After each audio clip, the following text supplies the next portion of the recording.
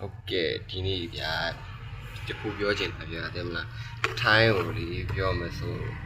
အောင်လန်းလာတဲ့ညီကိုတွေပဲဖြစ်ဖြစ်ပေါ့နော်ပြန်မှာဘလို့နီးနဲ့ပဲလာဗျာတဲ့မလားတချို့ကြတော့လေအဆက်သွယ်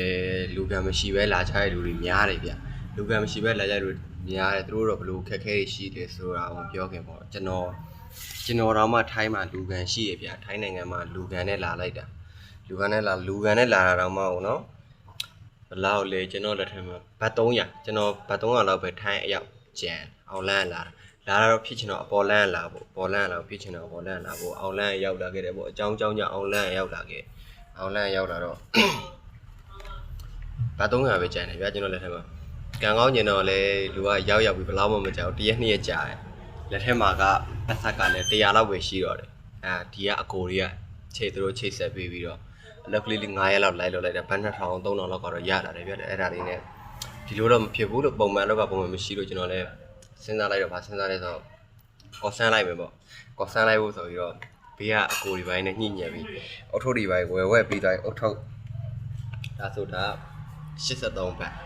ဒါ83ဘတ်ဆိုကျွန်တော်တော့ဒီမှာပေါ့ဒီဘူးလေးနဲ့ရောက်လာလိုင်းပေါ်ပဲမှားလိုက်တာ83မှာကော်ဆန်းလို့ရှိရင်နေဘူးမှာပေါ့နေဘူးမှာဆိုပြီးကျွန်တော်ထပ်ပြီးတော့ဘာကြီး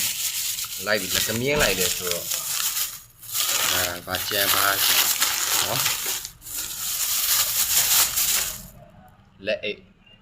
ရှည်ကြမလားလက်အိတ်ရှည်လက်အိတ်ရှည်တော့ဒီတော့တန်းလိုက်ကြမယ်တော့လက်အိတ်အတူပေါ့အတူတစ်စုံဒီကောင်ဘယ်လောက်လဲဒီကောင်က39ဘတ်ဒီကောင်39ဒီကောင်29ဘတ်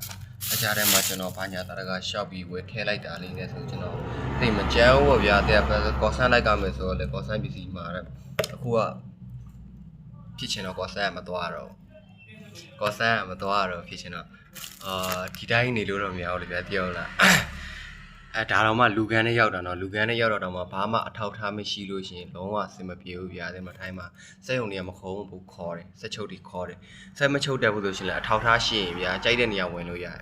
ကျွန်တော်ကဖြစ်ချင်တော့အပေါ်လန့်လာမယ်ဆိုတော့ရတာပါဗျာအပေါ်လန့်အကြောင်းမလာပြီးတော့အောက်လန့်ဆိုဘာမှအထောက်ထားမရှိတဲ့တော့အဆင်မပြေလိုက်ဘူးအခုဘေးနားမှာကစက်ရုံတော့ရှိတယ်ချေးစက်ရုံဗျာ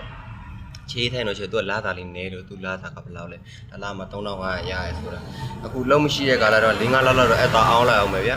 5-6လောက်အဲ့တော့အောင်းလိုက်အောင်5-6လောက်အောင်းပြီးတော့ကမှနောက်တစ်မျိုးကြည့်စင်းနေမှာပေါ့